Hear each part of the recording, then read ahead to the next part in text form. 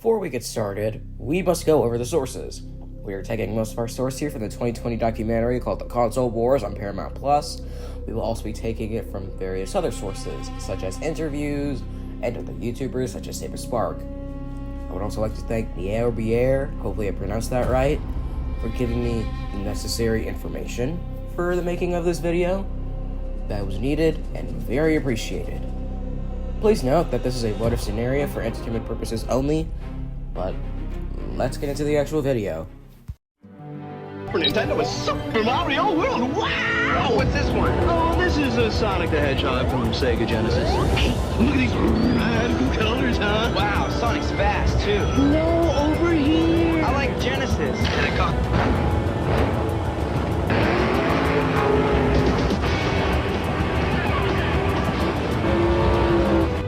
The 90s were a great time to be a gamer and a game maker, with companies like Nintendo, Sony, and the subject of today's video, Sega. Sega was once a different company that made coin-op machines before moving to games in 1982, with the obscure SG-1000, and the rest is history. Nintendo won the console wars, Sega became a third-party publisher, blah, blah, blah. You know the story. But what if things had gone differently? What if Sega won the console wars?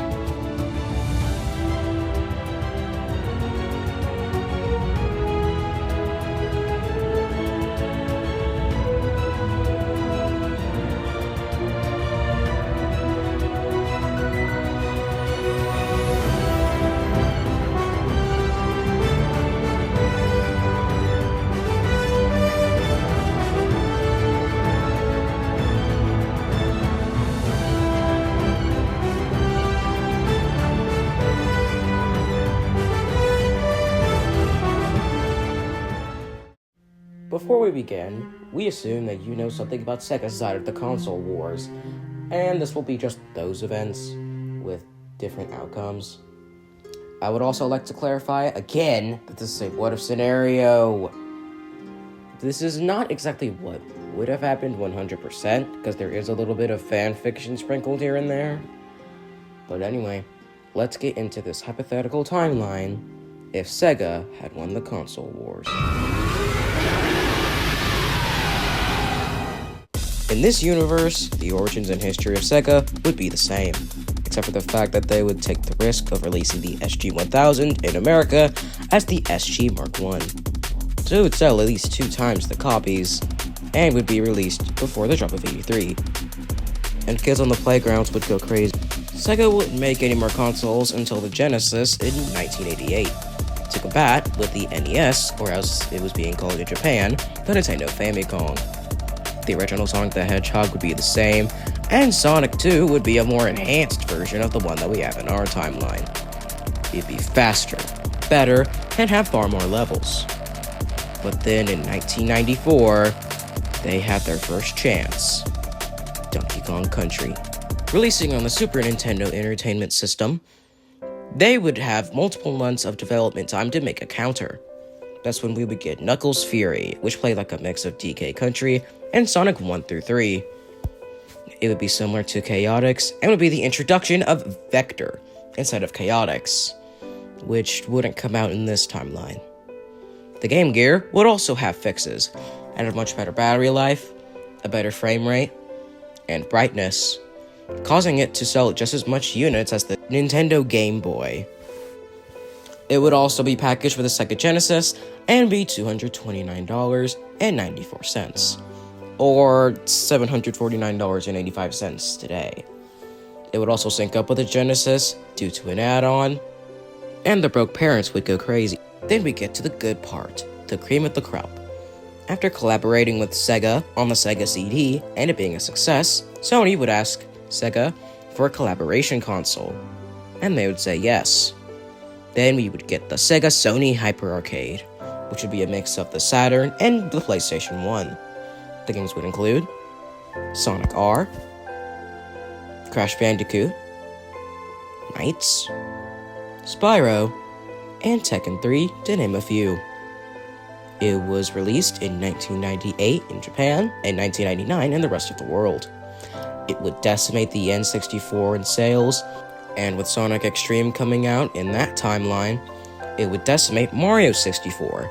It would have a much better story, much better graphics, and more of an actual story.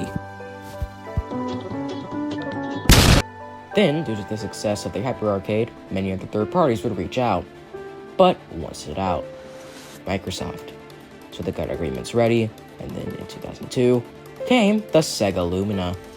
With high processing power and better marketing, it would heavily outsell the Nintendo GameCube, which would still be a flop in that universe, causing Nintendo to surrender and become a third-party developer and help out with consoles.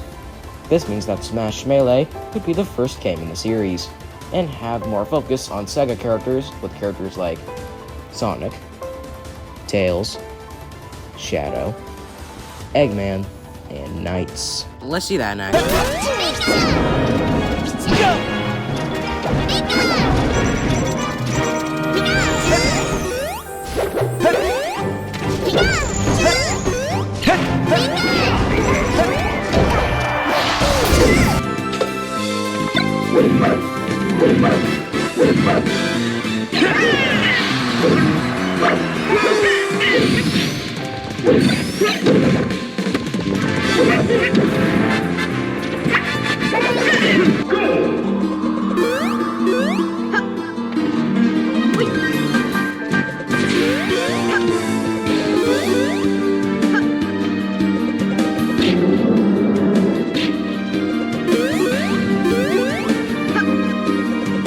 We would also get Sonic Adventure 3, aka upgraded Sonic 06.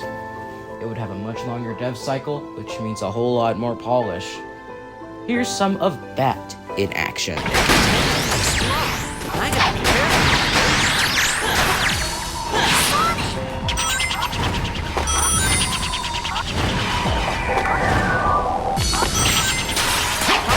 Without being caught by the searchlights.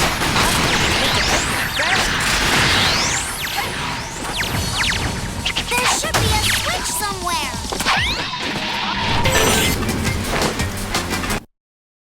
We're getting close to the extraction point. I think I can do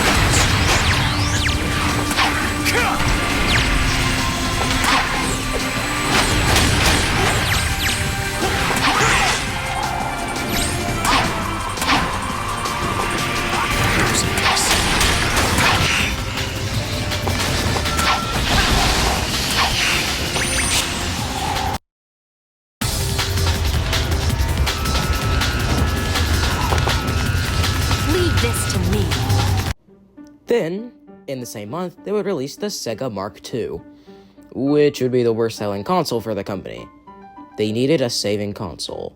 So, starting in 2004, Sega would pour all of their effort into making a new console, under the codename Project Omega, with all third parties, Sony, Microsoft, and Nintendo, helping out. With some other connections, the Sega Lucid would be released after 8 years of development, with Sonic Lost Worlds as the built-in title. It would sell well and be that timeline's version of the PS5 and 4. It would have realistic graphics, backwards compatibility, and Sega Net, an online connection with games like Fortnite a little later on. And the teens would go crazy. The Sega Lucid would be the console until 2020, where they would reveal the Lucid 2. Same story as its predecessor, and it would come with Sonic Frontiers, which would have all DLCs, and be like the definitive edition that would release in our timeline. Oh, but it would have genuine marketing.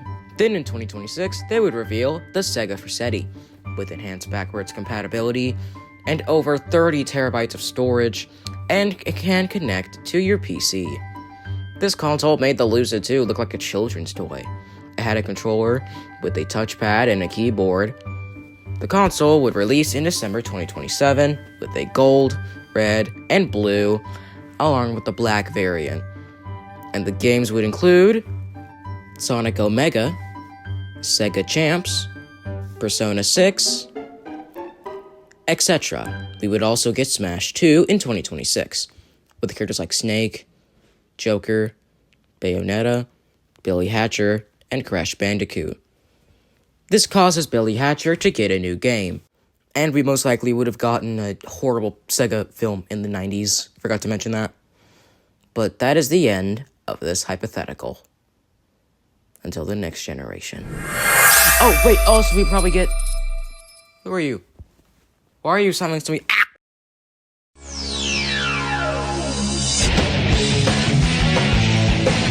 Have taken over now, so we would get a new game, and Sega would buy off Nintendo's franchises and turn them into games like Mario Bros. Revamped, and they would probably do something like add Rhythm Haven to Colorful Stage, and they would also... Wait, who are you? Why are you taking over AOG?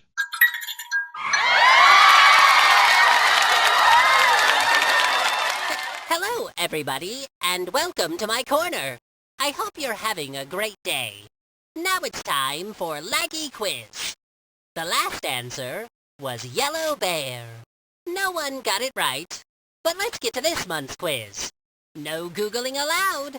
What was Mario's first appearance? Was it A, Donkey Kong, 1981, B, Mario Brothers, 1983, C, Super Mario Brothers, 1985, or was it D, Wrecking Crew, 1984? The answer will be revealed next month. This has been What If Sega Won the Console Wars? See you next time when Daran does another Top 5 list. Alright, I'm back. Alright, okay, the video's over with. Alright, I guess we can go and go to credits. Hey, you reached the end of the video. Thank you very much.